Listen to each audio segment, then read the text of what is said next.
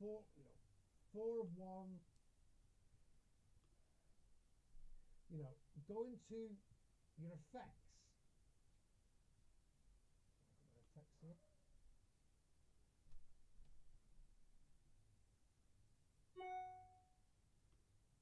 Too many people are just blocks. The blocks all the auto way.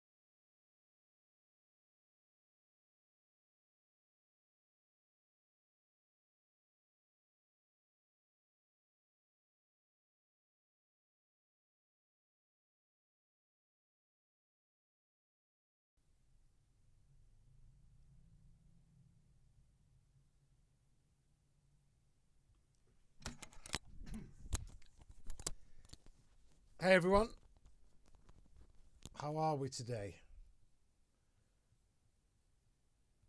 Straight at the stream. Hi Aaron, how you doing? Sorry, I'm just running a little bit late tonight.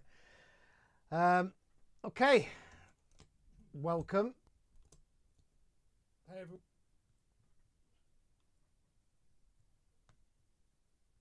So, any questions for us?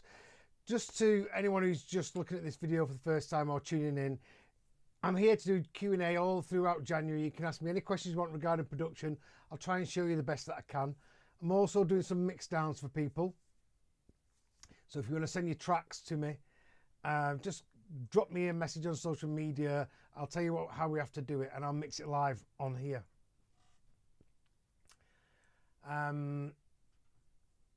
Yes.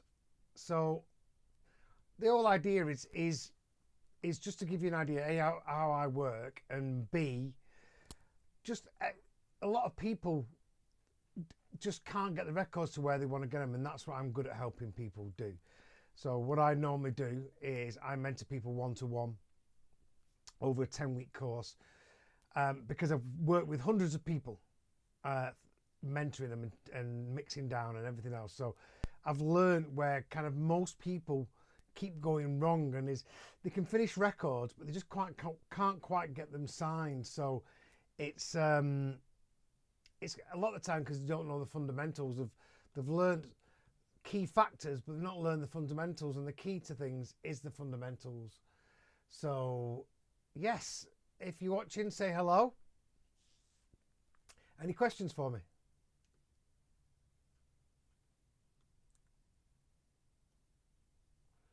Okay, so I've got this track here. Let's have a listen to it. I'm doing this track with, I've done the track actually. He lives near me by chance. Do you know Younger? Young R. He's a bit of a YouTube sensation. He's really good actually. So we've worked on this track. I'll have a listen to this.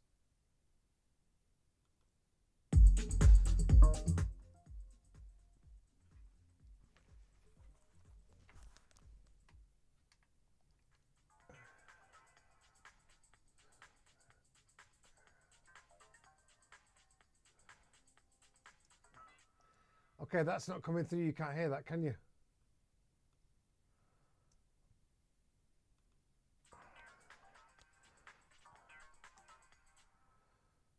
That's weird.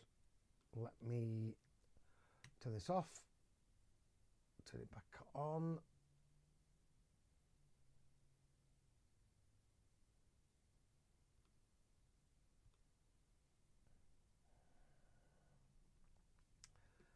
Hey Adrian, how you doing? Got any questions for me for tonight?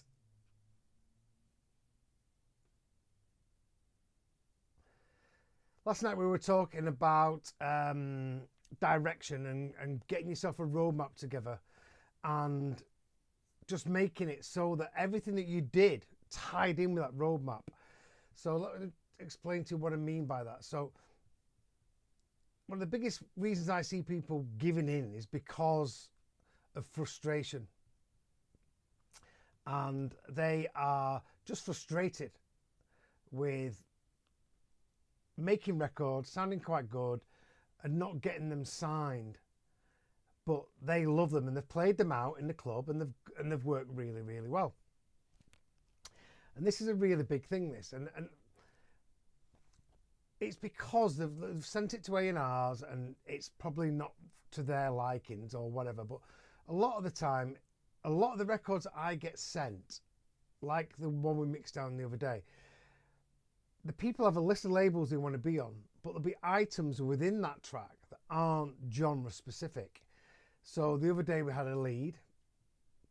Sometimes I hear people with kicks that aren't genre specific. Sometimes I see people, let me just see if this is working.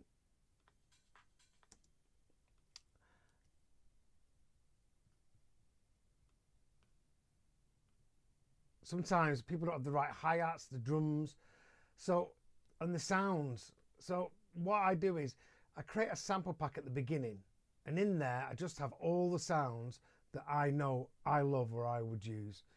I've got a load of kicks and hi-hats that are there for different frequencies. So if you look at my hi-hats, let's get closed. Can you hear that? I don't think that's coming through, is it?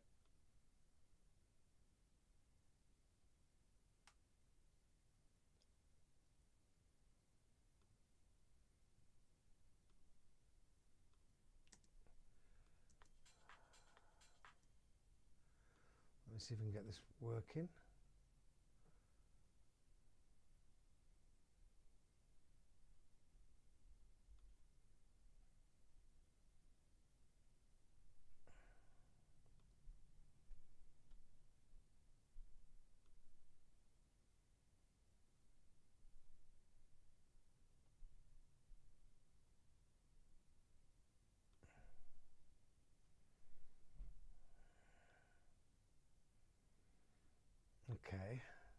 1, 2.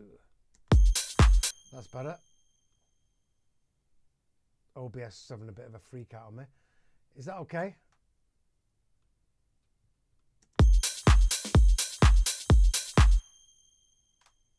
Can we hear that okay? 1, 2.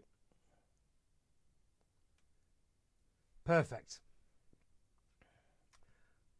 Okay, so what happens is I get my sample pack, and all my hats need to be house specific. So from like disco house to house, because that's what I kind of produce. If you listen to this, they're all a little bit lo-fi, but they've all got texture and tone that I really like for my kind of music, like old school house. So that one there is just a bit higher, so I might use that just very slightly in the background, you know, in the chorus, just to lift it up a little bit. So it's not really meant to be in your face or anything, it's just something that I would add to another hi-hat. That's just a nice clean one at 808 style. You know, sometimes we might just want that up at the top.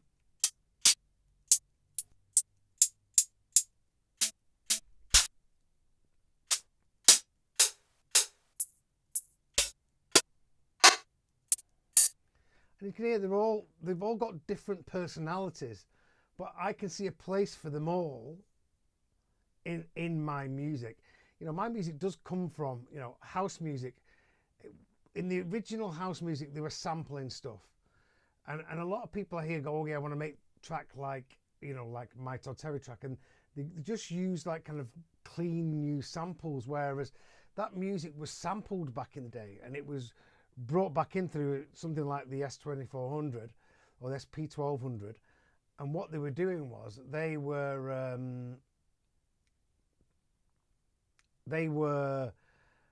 you know, it was 12-bit, so it was coming back in. It was, we were recording it in from vinyl, and then they had 12-bit, and then they were going in. So all that kind of stuff that made it lo-fi and gives you that nice sound is what I was doing, is what how they got it. So why not you sample it off their records if there's hats that you really like? A lot of these are, but I will look through all different sample packs looking for them, and just for different tones. So they all might sound very similar, but they'll all have different position in the mix. So remember,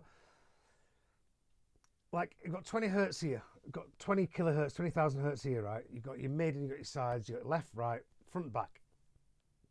Okay, if I've got like an open hat here that's just in these frequencies and the body's all here, and in the chorus I just want to something to lift up, I might just add a little like high, a little closed hat up here in the frequency range, just to sit on top of it. So when I'm choosing my samples, which you should do, you know, I'm thinking of the mix straight away. I'm thinking, first of all, A, is it genre specific?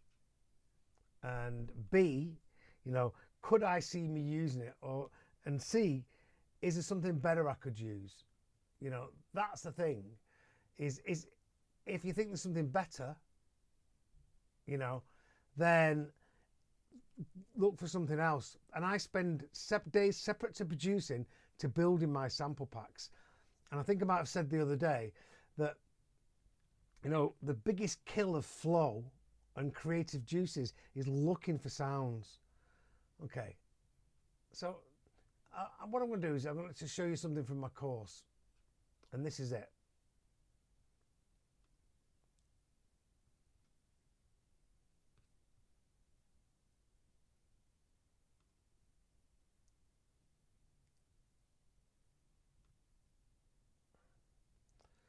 Okay, so the first thing I ask when I'm adding a sound to any project is this: is it genre appropriate? So I'm listening to the hats, you know, and what I'm looking for house music is old school, bit rough sounding, not too clean. So are they genre specific? Yes. Okay. Is it the best sample sound recording, that's if I'm recording, I could get? Well, I really like it and I know I could work it. So yeah, and I'm going to have other options for the track. These questions were made for when you're adding sounds to a project. Does your lead have wow factor? Right. So again, relating this to my sounds, I've found loads, I've gone through all my synths, all through my presets, and gone through splice and sample packs and found the sounds that I know really work for me in synth sound. So like this kind of stuff. So every one of these has got a bit of a wow factor, or I believe that sound may support something, or might be a, you know, oh, that'd be just be a nice, not maybe not a lead, but a really good sound in the track.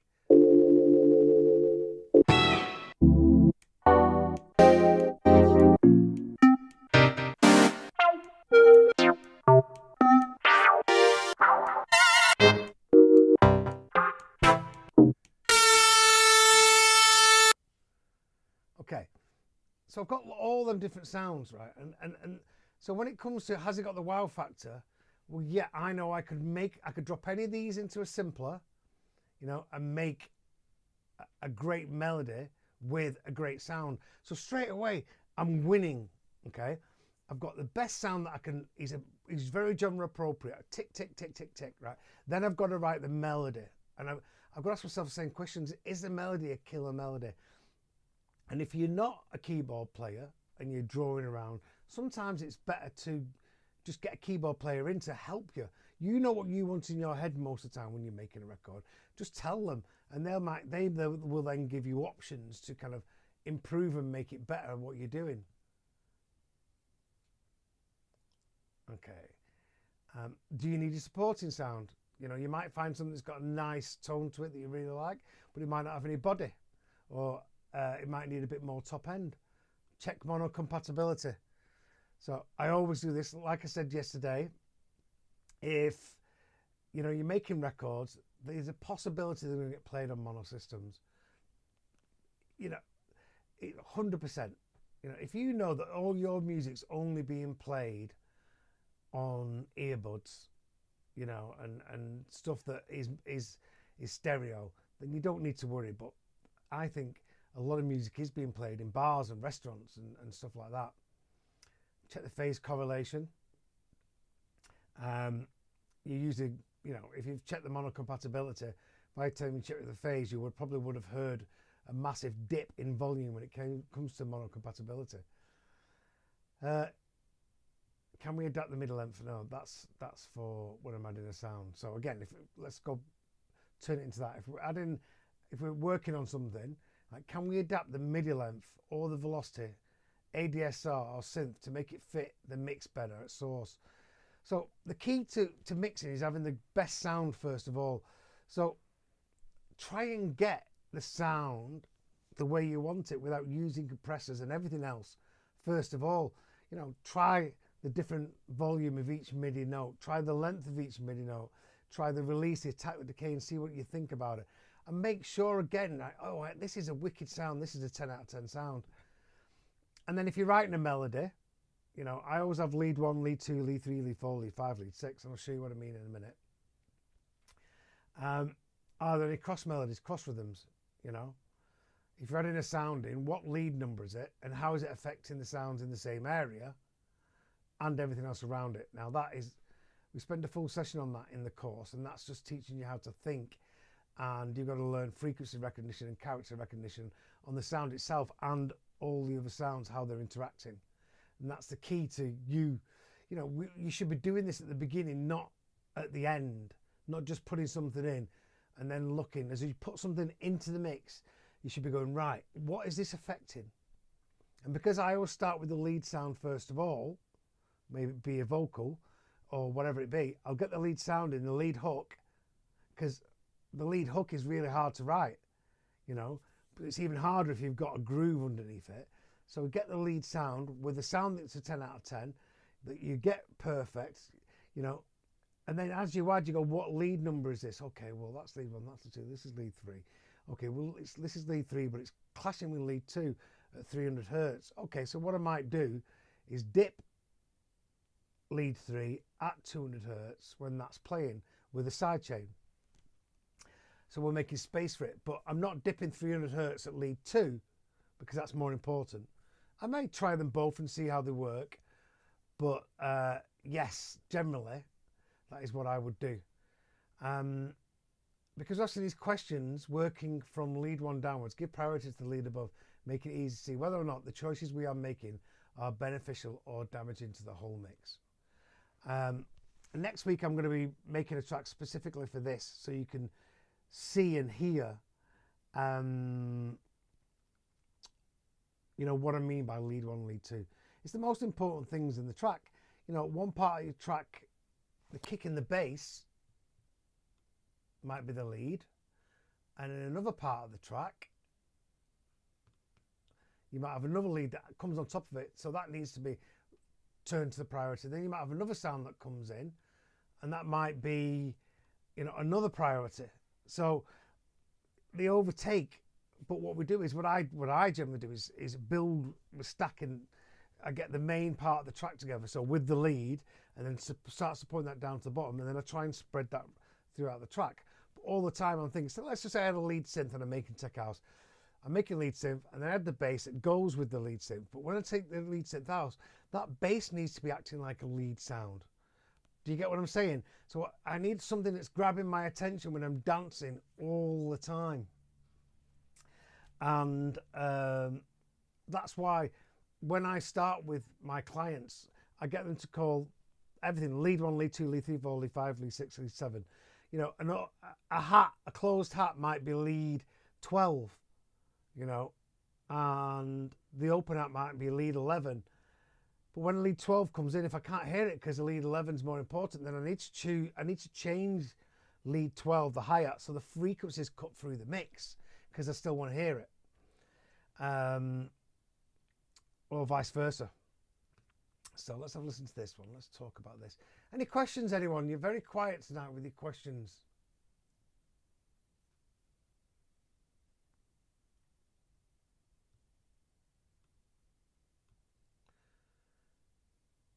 And does that make sense to you about lead one, lead two, lead four, three, lead four, and making sure you've got the best sample choice every time? Remember the roadmap. In the roadmap, I'm going to teach you how to listen, to the sounds that are right for your genre.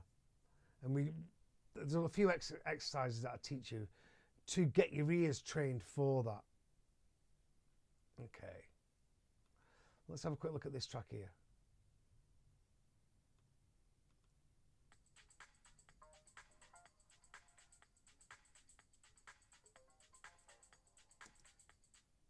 Can you hear that?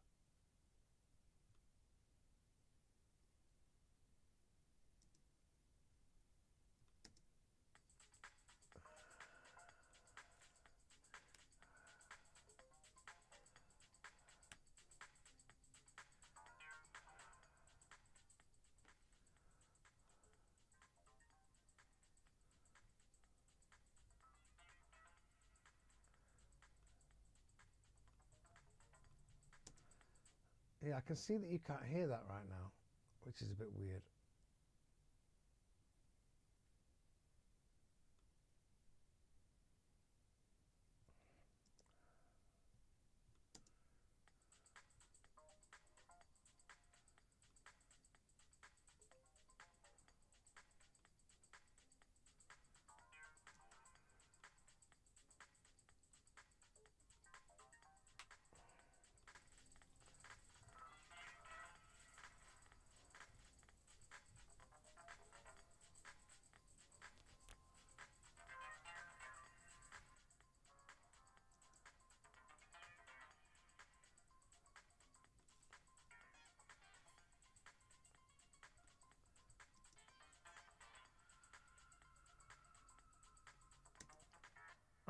I'm taking it you can't hear that.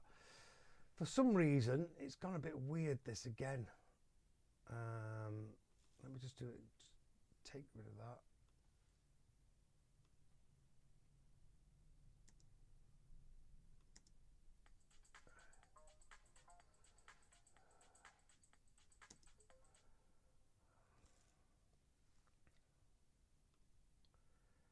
Just mess around with this.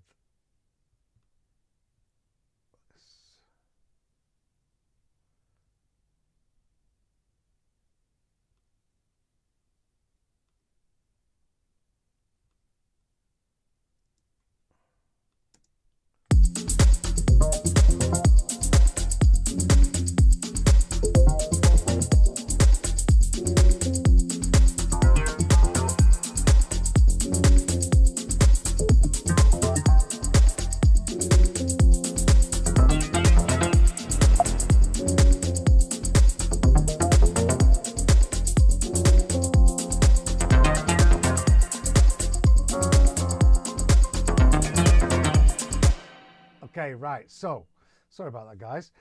Bit of not the best tonight. So when we made this track, what we did was, first of all, we got some chords that we really liked with the piano, because we Dario makes dance music. Do you know Younger? And we want to we both live in the area. We live in Abersock, so it's in the middle of nowhere. And there's only 2 or 3 people, and Lionel, who was on yesterday, who actually are musicians or make music. So we've decided to get together every now and then and make music. And if you've seen Younger on YouTube, he's super talented. But this isn't necessarily his genre, but he loves it. So what we did was, before he came, I found a load of presets. So this is a really good lesson, this actually. So this lesson now is about how I work with keyboard players. In this case, it was a collaboration. But what I did was, I got all my soft synths together with sounds that I really liked. Okay? And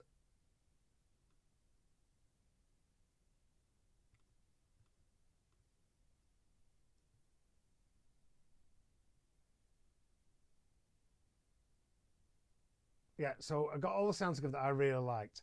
And I got a bit of a melody going, and I got a couple of drums together. But I got like a 2-bar loop that I really, really loved. And as I was adding the sounds, I was thinking of them as in the position of the mix. So I got a piano, because I knew I wanted some kind of piano. And then I got all the sounds. And then Dario came in, and we did some chords that we both went, oh yeah, we love them chords. And played in some reference records. Let's see what the references were.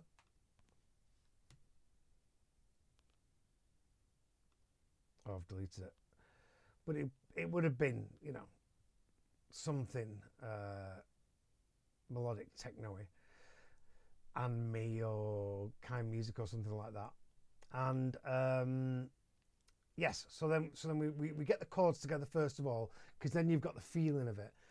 A lot of time people need the chords, so we get the chords that we really, really like, and this is what we came up with.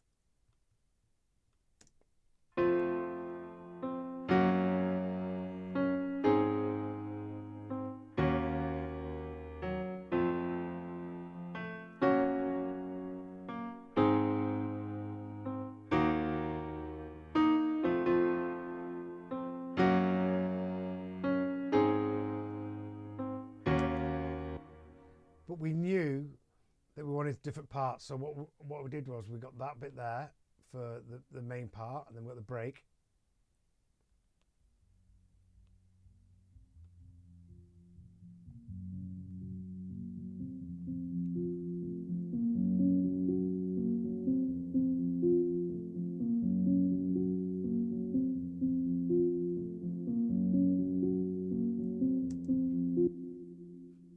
And then we had this other part here at the end.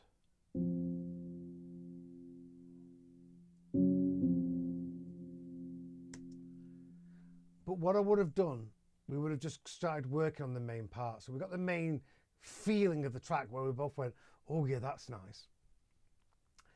And then that was the main basis of it. So then what we did was, we looked at a synth. I would have had Diva up or something like that, but we used the Prophet for this, and then we get the lead. So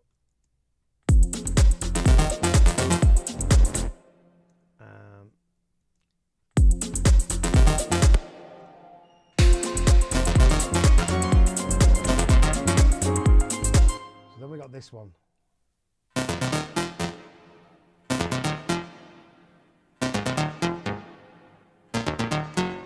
So that was the lead sound. So now we had the piano as the backing, but think of the frequencies, right? So the frequencies of that and the frequencies of the piano are slightly similar, but it does cut through. We did make it cut through a little bit more.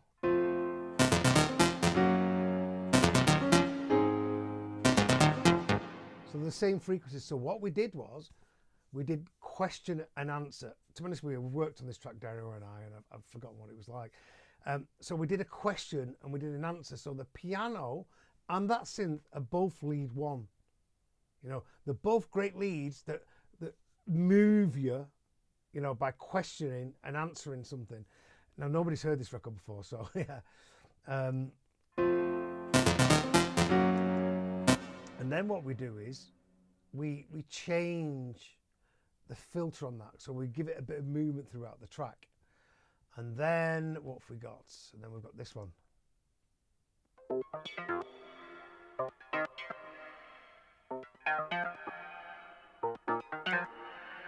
Probably find that's backing up this one, so if I put that with that one,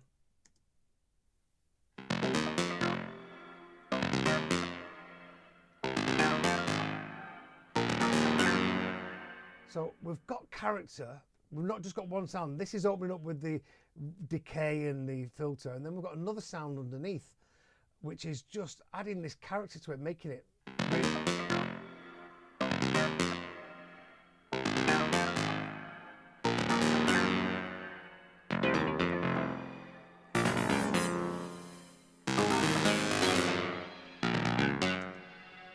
so can you hear that that's a higher frequency than the other sounds, and that's why it really complements it.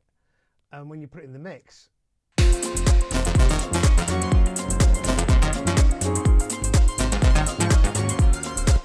and I've panned it to the sides, so I've got them in the middle, I've got that a bit brighter but further to the sides, and then I thought, right, I need something at the top end, and then we got this.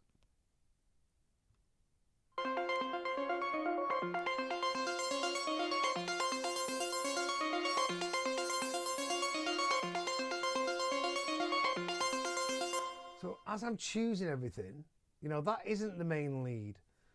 It's probably lead 3. Probably lead 3, to be honest with you. But what it's doing is it's sat in a frequency that's not in the space. The fundamentals of the sound, the main character of the sound, isn't in the same space as any of those other things. So I can add it to the mix. And too many people come to me for mixes, and everything's are in the same frequencies. So you've got to, when I'm producing, the sounds that I'm choosing, I'm asking all those questions straight away, right? And where does it fit in the position in the mix? How's it clashing with everything else? And it takes time to understand that properly and listen to where it's clashing. But I'm sure you can all understand you've got 20 hertz here and 20,000, you know, up at the top. So it's a case of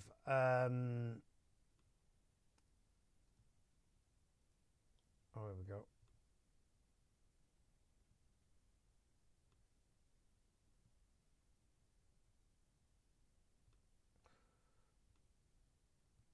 So it's a case of, you know, where is it in the mix? Okay, I've got. If I'm sat in my studio now, I've got a really good room, right? I've got an expensive pair of speakers, got the Adamses, right? So I've got a really good sense of, when I'm listening to a track, the kick's there, 50 hertz is there, right? You know, 100, you know, 2Ks around there, vocals are always around there, my hi-hats around there, my white noises around there, right? And then I've got all the way to the left, I've got all the way to the right, I've got really good stereo field, but also things go forwards in the mix and backwards in the mix, right? And that's where I'm placing everything. So what's happening is I'm choosing my sounds for the position in this, like here. Does that make sense to you? You should be thinking like that. You know, you should be thinking, because what happens is, specifically tech house, everyone comes in and they put a load of loops in, like even if a hi-hat loops, let's just talk about the top end. So the hi-hats are all clashing with each other because they're all in the same frequency, whereas they could get a loop that was as good, yeah, they did this, but really cut through the mix more. So when you added that loop, it really picked the track up, as opposed to, well, what's it doing? It's kind of hid behind them other sounds, you know. And it's dead simple. I think it's dead simple to think that I need to choose things that are right for the mix. There's a pad here. What's this?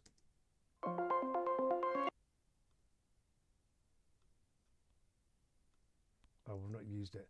We probably started messing around with the Prophet. So I did all these sounds have been done in the Prophet because we wanted to do something analog. And then we've got the bass.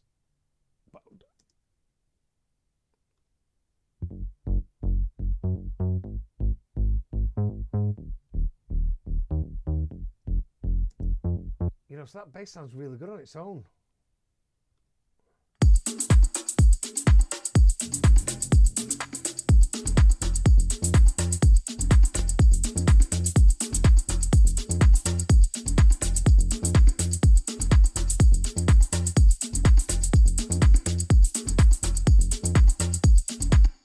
bass changes. So the bass changes throughout the track.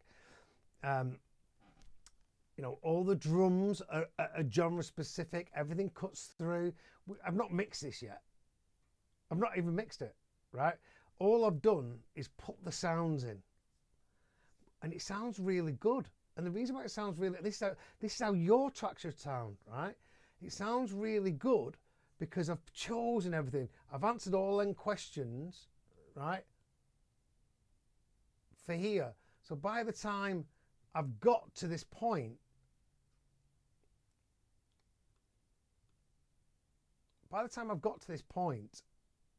yeah, I've asked all these questions and I've made sure that I've got the right sounds straight away. I know there's not an awful lot I need to do to this track, right, with repairing the mix, because I've thought about the samples that I've chosen or the recordings that we've made from the synths. They're the best quality ones that we could do straight away. And that's what making a track's about, you know. Ask yourself, you know, that piano line, was it a good piano? I used an M1, but we ended up using this plugin in the end. Ivory 2.5, which is a real classical piano. You don't need it, but it's beautiful. It's like a really good, high quality sampled, you know, piano. And that one just fit the track really well. But it's labouring, it takes up a lot of CPU, so we bounce it down to audio, and that's why we've got it there. Now, these aren't clipping, by the way, it's just because I've zoomed into them.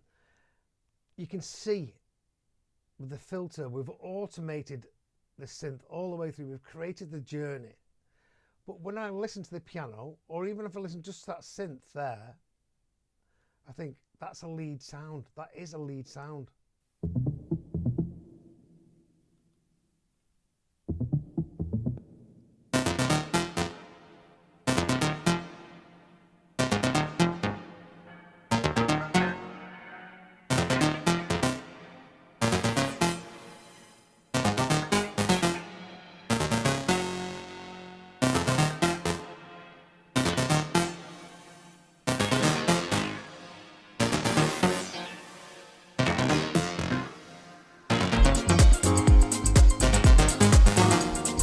Okay, so what I did was, that's another one, exactly the same. I've tried this 2 or 3 times. So I did the lead, I did the track. That was the one I wanted first of all. I've gone in the track and then I thought it's not quite right and gone back in and changed it. Because I've come back to the track with fresh ears and gone, no, I'm not mad on that lead. And this one here now, even now, actually I've listened to it today. I've just opened this project by chance. And I listened to the new lead sound and I really like it. And Dario Younger said to me, you're going to change that about 10 times. But I'm not. I'm happy with it. I've come back. This is what I do. So I finish a track, right? I'll try and do the best I can based upon those questions I've asked. I'll arrange it and then I won't listen to it for a couple of days. And then I'll come back to it. And if something's like, oh, maybe, well then get rid of it. Or, you know, perhaps, if there's a slight doubt, I change it all the time, you know. And the combination of thinking this way it's the mindset. It's a mindset which is going to get you mixing tracks that sound better, you know, producing tracks that sound great straight away. And, you know, I'm listening to this now and like, what can I do to the mix? You know, I've mixed a little bit, but it doesn't need much. It will need a bit of glue, a bit of saturation, a bit of joining together. I've got Dario's vocal there that I've got to look through, and we'll put the vocal on, and then I'll have to mix the rest of it to the vocal, because in this case, lead 1 is going to be his vocal. I don't think he'd appreciate me playing it yet because I've not been through it or anything, but I've got his whole vocal here, and if you know him, he's done me loads of instruments in his studio, so he's gone and done it. And is it genre specific? Yes. Is it something that I believe is my own sound or our own sound? Yeah, we do. We both love it. We both come back to it. We're both going, yeah, this is great. And that's the key to making the music. You know, if you do this, if you can use this mindset for producing your records, you know, asking those questions from the beginning, you're going to finish great sounding records straight away. And if that that thing in your head when you come back to it is a or you've put hi-hat, you've got some hi-hats, you've found a hi-hat, you've put it in, you've not thought about it, right? Yeah, that's all right. Don't go for that's all right, because there's people, these producers doing really, really well, who are looking and going, that's a fucking brilliant hi-hat, that's a brilliant clap, it's got loads of body, it really cuts through the mix. You've got to change your mindset, and that's what happens with most of the people who come in with me. So yeah, and yesterday we were talking about the extra 10%. So you can see here I've got a filter on it. I've got the soft tube Mutronics mutator, which I love the sound of it. It's my new one. I used the Apollo, the UAD Moog before, but now I use the mutator. It just sounds a bit more like those French kind of records. I have got the old analog stuff for the house stuff. If I've got it all down here, I'm taking it in. I've got the old Filter Factory there, and I've got the Alesis 3630 down there. I'm taking that because the pot's just a little bit scratchy, so I'm going to go and get that fixed and get my analog rack for my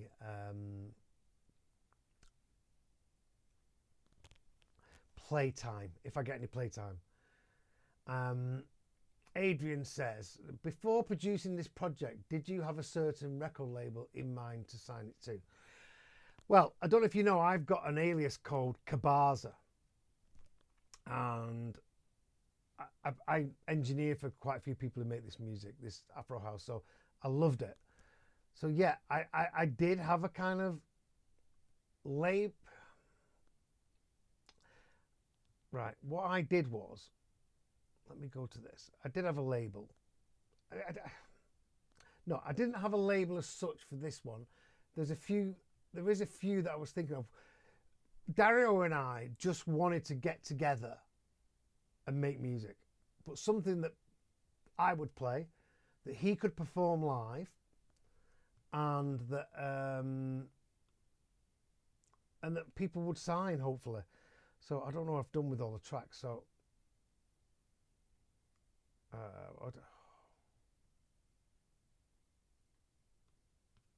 let me see, actually. What I'll do is, I'll just have a quick look. Look at 1.5. Metric AB, I always have about 8 to 10 tracks in there as references for the feeling and the vibe of what I'm trying to do. Because I'm not a DJ, well, I am a DJ, right? Because I'm not counting on DJing as my main career now. I still get loads of gigs because the labels I'm on, the records I'm still releasing. I just want to make music I love. I do tell people like you to get your labels together. That's part of the roadmap. That's one of the first things to do, Adrian, when we do this. You know, sign up for your 15-minute Zoom and we'll talk about it. It's the roadmap. It's the main thing. So let's have a quick look at this. What did I have in here? Okay, so I had a few different things. Yeah, oh yes, we did have a label. We had Crosstown Rebels, all that kind of stuff, that kind of vibe. These are the references. I'll play some quickly so I don't get turned off.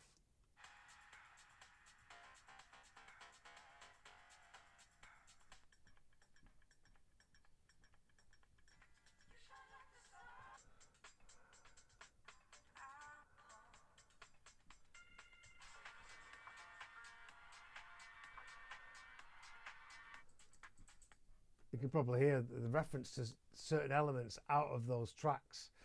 So all I know is, as Kabaza, I love making this kind of house music with a bit more of an edge, but still lots of feeling. And because younger Dario plays the percussion and drums and everything else, he wanted to do something that was a bit more percussive. So I played in these records And those 4 records there were the ones that he kind of was drawn to the most. Like, I've been making this music for years. I've not released much of it. I did release an album with my friend Pete Zorba, who passed away. Bless him. But yeah, Crosstown Rebels, that's what we'd like to get on with this. And it's the same vibe. I know this time last year, I was in Tulum with the missus, and we went to Day Zero Festival in the jungle. It was amazing. And there were some people just playing music like this, and I love it, and he loves it. So that was the vibe. That's the labels we're going for. And, you know, Cabaza's not a big name, but I'm making quality records. Dario is a huge name, so I'm quite sure we'll sign this. I've got his vocals. Like, we've already spent 2 days on this record, and we're probably 3 with him doing his vocals. And then I'll spend another day just going to get his vocals through, go through his real audio parts, put them in, and then he'll come back in, we'll have a look at it, and we'll get it right, and we'll finish it, and then we'll send it off and see what we can do about getting it signed. Or do 2 or 3 records so that people might think that we're an act of some kind. So yes, we did have a label. I did it a while ago, this record, so I was kind of unsure whether we did have a label. But yes, that kind of vibe. So if you go to my DJ folder for Cabaza,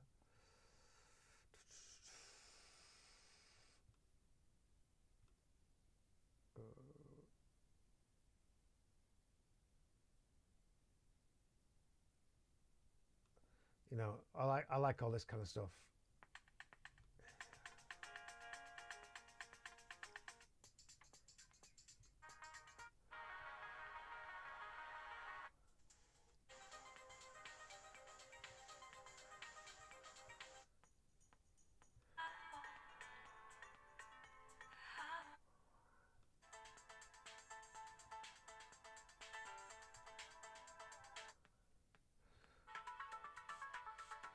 Couple of old Bicep records.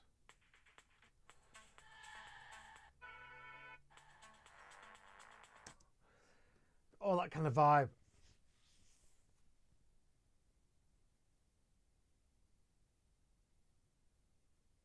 Sorry, I heard a bit through your headphones. Is that not coming through? Oh, sorry. Okay, well, it's like, you know, a bit Damien Lazarus style music, a bit like kind of Nick Morgan, Kaz James, who's a mate of mine. It's all them kind of guys, that kind of organic but melodic house music. And there is a certain set of labels that I will want to go to. Sorry about the technical tonight, guys. Sometimes I need to do a reboot before the session, which I didn't do tonight because I've just been running around. Any questions on that? Any questions on how I explained to you about how I start tracks and how I'm thinking and why I'm not struggling at the end? You know, I'm not struggling at the end because I've got the lead right first. I've not moved forward, and I've got the lead right first because I'm halfway there, because I've got a load of sounds or a load of presets ready that I know are killers for my genre. And that's what you should do. One of the things that I'll say to you is, you know, go and spend some time. Right. First of all, do your roadmap. Learn what your sound is. Learn what the kicks sound like, the hi-hats, the claps, the lead sounds. Get the feeling of them, the vibe of them, and then look for similar sounds that you can put into your own personal sample pack. And every time you're working, straight away you're going to have stuff that works for you. And yeah, it's as simple as that. You know, so like I watch a lot of mix. I used to watch a lot of Mix with the Masters, which is band music.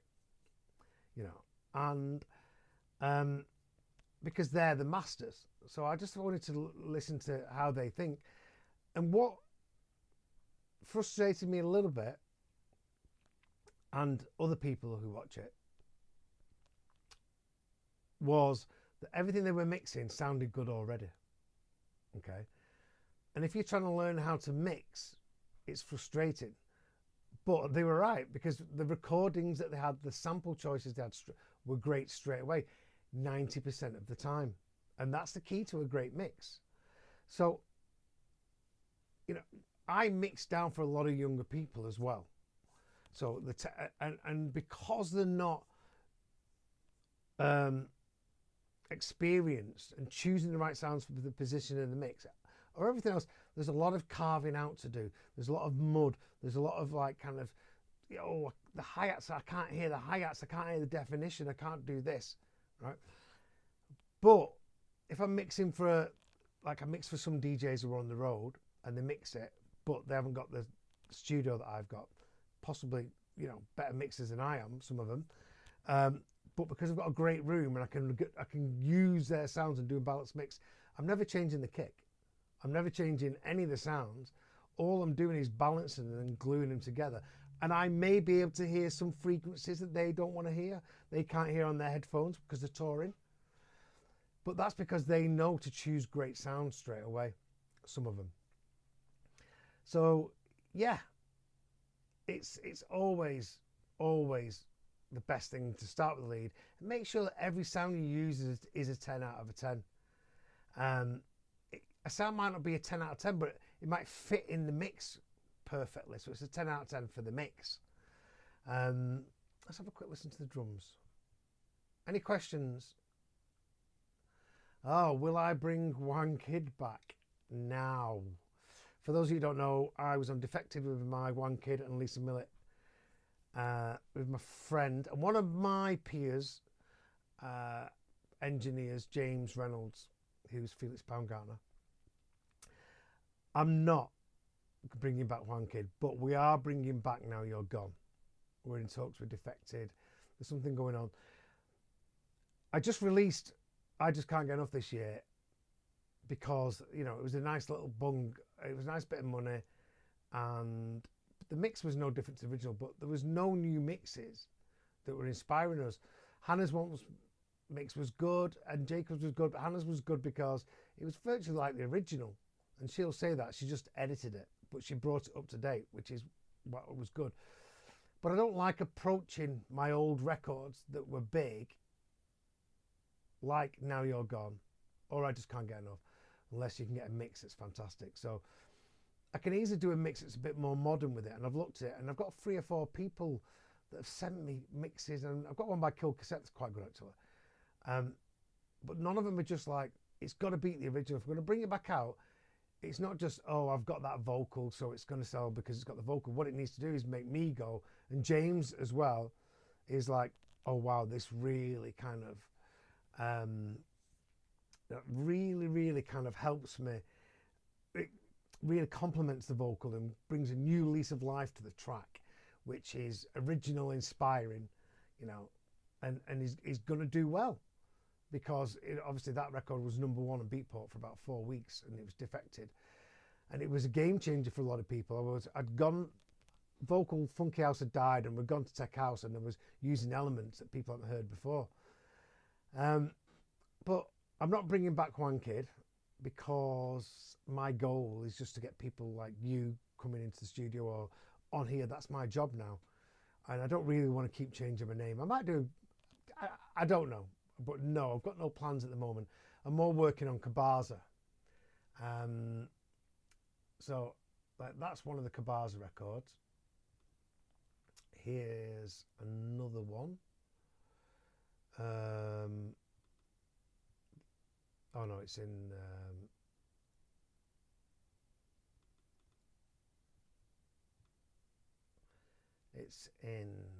Bitwig. I bought Bitwig and I love it, but none of my clients use it, so I don't use it. So no, the answer is no to One Kid. Any questions on what we've learned today?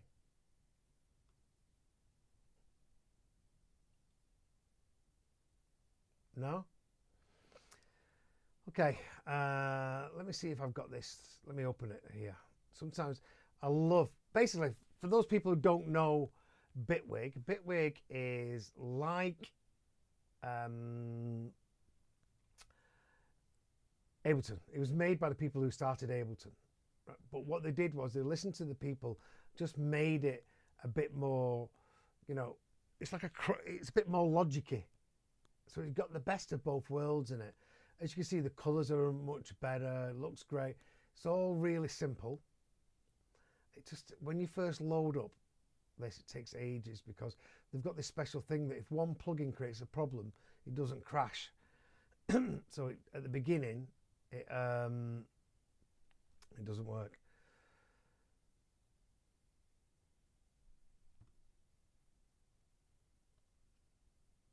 So guys, we're going to come into the end virtually today. Some of the same people are on. I see there's quite a few people here. Please get in touch.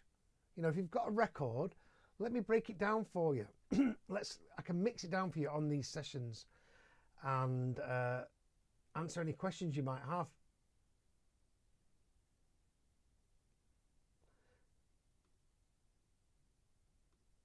Okay, so let's have a listen to this, see what happens.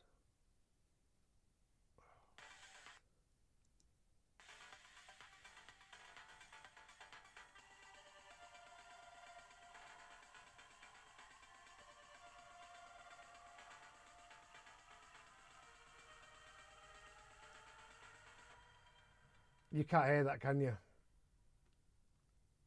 That's weird. There's something going wrong today, guys. I'm sorry about all this. It should be coming out, that. But it's not.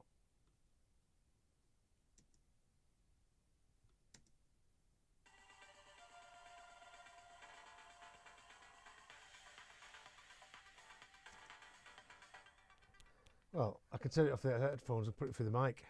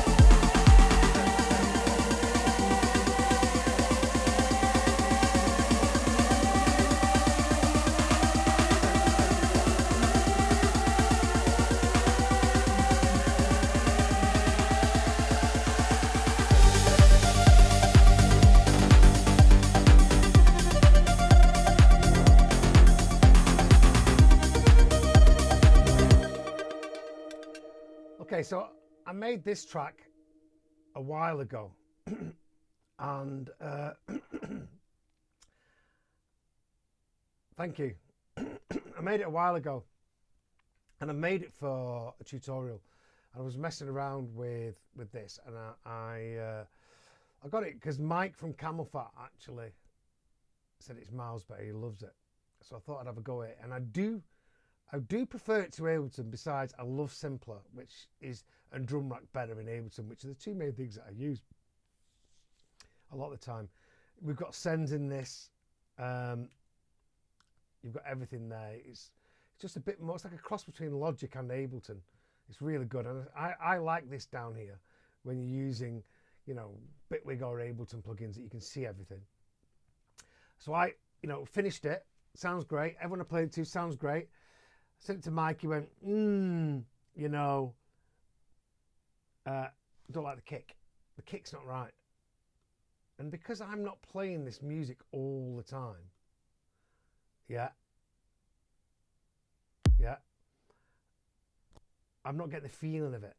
My ears are telling me it's the same, but the feeling isn't. So what Mike did was he sent me his kick, their Camel Fat kick, and said, try this. So now I've got this.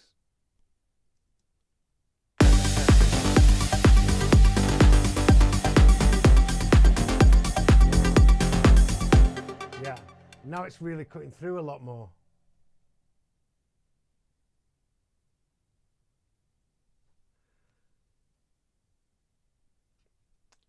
And I think the lesson to that is what we were talking about yesterday is I have a group of people that I listen to. Like when my clients come to me, they've got me to really criticize and understand it from a different point of view. And now I've heard that every time I make another track in this style that I think that they would play, I know the kick's a bit, you know, it needs to be a bit tougher. You know, it was a bit soft. This is a tougher track for me. And he also said that the synths are just a bit clean, so I'll just dirty them up and maybe put some tape on them, some distortion, just maybe make them sound a little bit more lo-fi. I've got quite a few plugins for that, and just make it sound less clean. But yeah, it's this is the today we talk. I built this record the same. What's the lead sound? You know, got the kick and the bass rocking. You know, the other kick did work, but you know, if Camel Fat are telling me who were biggest DJs in the world for that genre kind of, you know, if they're telling me they want to hear a kick and they want it to be a bit dirty, the synths to be less new, a bit more older sounding. Now I know they use Arturia.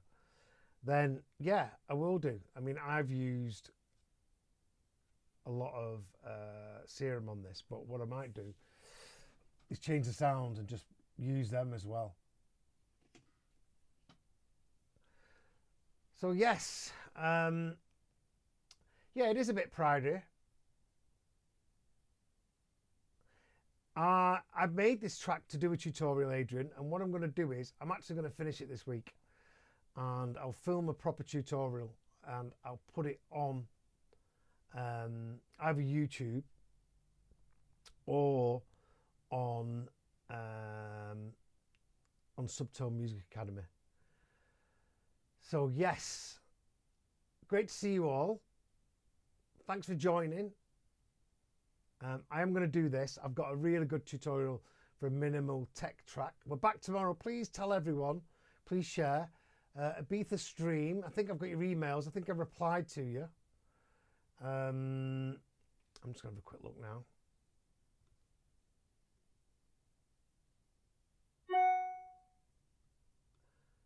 Erkan, is that you?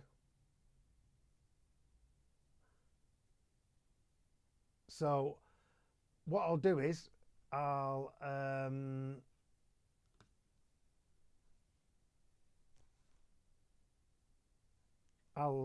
just send me your contact me again, email me, we'll do a quick Zoom and I'll tell you how to send your track for me so it's not just stems.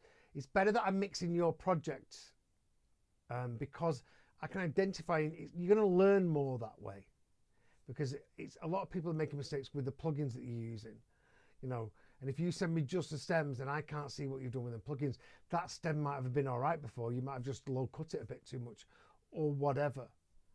So that's what we do with the projects. And I've got an email that I send to you with a video that you watch that tells you how to prepare your project.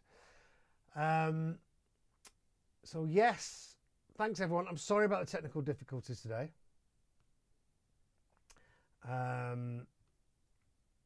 It was, yeah, it wasn't ideal really. But that happens sometimes. We're back tomorrow. Please tell all your friends. Come ask me some questions. I know there's loads of kids out there that, you know, are really struggling, and that's what this is for. I'm here to help people, and you know, I've had 3 people sign up since doing these. They've signed up for the mix mindset for mixing and production one-to-one mentorship, or just for one session. So I know it's really, really helping people. See you, Aaron. thank you, everybody. I really appreciate your time. And yeah, have a great day, and hopefully I'll see you tomorrow. Bye-bye.